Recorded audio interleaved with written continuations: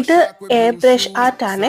ഇതിൻ്റെ പ്രയോജനം എന്താ വെച്ച് കഴിഞ്ഞാൽ നമുക്ക് പ്രത്യേകിച്ച് പണിയൊന്നും എടുക്കാതെ പെയിൻറ് ചെയ്യാം. അപ്പോൾ ഇതിലൊരു ഗണ്ണുണ്ട്, അതിൽ സ്കെച്ച് പെൻസ് പോലെ കണ്ടോ, പല കളർ കണ്ടോ, അതിങ്ങനെ ബാക്കിൽ ഇൻസേർട്ട് ചെയ്യാൻ പറ്റും. നമ്മുടെ ഗ്ലൂ ഗൺ പോലെ തന്നെ. പിന്നെ ഇത് ബാറ്ററി ഓപ്പറേറ്റഡ് ആട്ടോ.